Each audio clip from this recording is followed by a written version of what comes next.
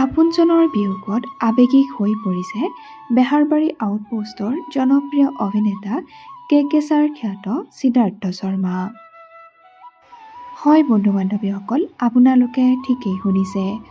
সহ অভিনেতাৰ বিয়োগত কান্দোনত ভাগি পৰিছে বেহাৰবাৰী আউটপোষ্টৰ সকলো অভিনেতা-অভিনেত্ৰী।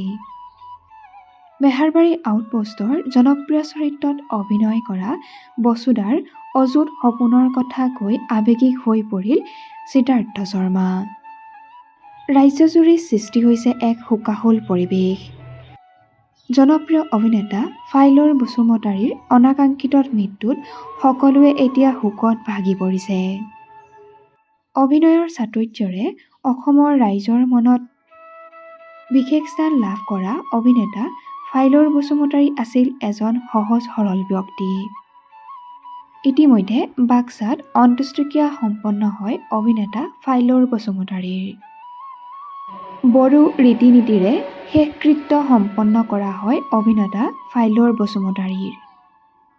নিশা চিকিৎসাধীন অৱস্থাত শেষ নিশ্বাস ত্যাগ কৰে অভিনেতাজনে।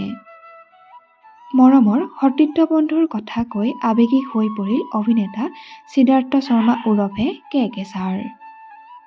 আৰু তাৰ এনেই অসুখটো হৈ আছিল, হায়দৰাবাদো গৈছিল চিকিৎসাৰ কাৰণে, আৰু ফোনত কথা পাতোঁতে অলপ ভাল পোৱা বুলিও কৈছিল। ক'লে বেহাৰবাৰী গৈ কৰিমগৈ, একেলগে এক্টিং কৰিব, এইবোৰ কৈ আছিল। ইয়াত ভৰ্তি কৰালে আমি গৈ অলপ আগত ঢুকোৱাৰ অলপ আগত আমি গোটেই বেহাৰবাৰী টিমটো গৈ মাতবোল লগাই বৌহঁতক, আৰু তাকো মই ICUলৈ গৈও লগ পাইছোঁ। তেতিয়া দেখি অকণমান সন্দেহ হৈছে, কিন্তু বাহিৰত কোৱা নাই, আমিখিনি পাতিছোঁ আৰু। ঘপকৈ কালি আৰু আমাৰো কিবা অনুষ্ঠান আছিল, গৈ থাকোঁতে খানাপাৰা মানতহে খবৰটো পাইছোঁ, 9:30 মানত, তেনেকুৱা সময়তে ঢুকাইছেই।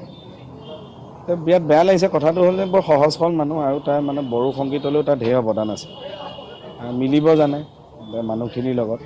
সি সদায় এইটো কৈ থাকে আৰু তই মোৰ লগত সি চিন কৰিব, এক্টিং কৰিব, স্ক্ৰিপ্টটো আনিলে মোক দি দিয়ে, তই বনা কিবা এটা। আৰু চিনবিলাক জমিছিলোঁতো, এতিয়া আজি সেইবিলাক আহি আছে ফেচবুকত, দেখি বেয়া লাগিছে। ল'ৰাটো ছোৱালীজনীকো তেওঁলোকতো খুব এটা ল'ৰাটোৱেতো কাম কৰি আছে, কিছুমান তাৰো আশা থাকেতো, চব মানুহে থাকে, সেইবোৰ কৈ থাকে আমাৰ আগতো।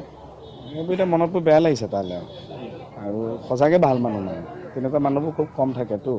বৰ কষ্ট কৰে পৰিয়ালটোৰ কাৰণে, বৰ কষ্ট কৰিছিলে বহুত, এইটো বয়সতো সিহঁতৰ কথাই ভাবি বৰ কষ্ট কৰে, আমি জানো কিছুমান। আৰু এনেই গান সি গায়ো, লিখেও এনেকুৱা। জুবিন দাহঁতেও গাইছে তাৰ গান। আৰু মই সেই গান গোৱা পৰ্যায়ত আৰম্ভণিতে তাক চিনি পোৱা নাছিলোঁ, নামটো শুনিছিলোঁ। তাৰপৰা ৰাজেশ দাই যেতিয়া আমাৰ বেহাৰবাৰীলৈ মাতিলে তেতিয়া লগ পালোঁ। তাৰপিছত অকণমান চিনিয়ৰ হ'লেও কিন্তু এটা ভাল বন্ধুত্বও আছিল তাৰ লগত। আমাৰ ঘৰখন আহিলেও সি ধুনীয়াকৈ মাত বোল কৰে ইয়ালৈ, বৌহঁতকো পাইছোঁ। মানুহ হিচাপেও বৰ ভাল আছিল, আৰু খুব ভদ্ৰ। সময়ত আহি কামটো নিষ্ঠাৰে কৰেহি, কিন্তু গুচি যাব বুলি সপোনতো ভবা নাছিল। কথাটো শুনি খুব বেয়া লাগিছে। উপায় নাই, আমাৰ হাতত একো নাই, খালি পৰিয়ালটোক আৰু ভগৱানে শক্তি দিয়ক, সেইটোৱে বিচাৰোঁ।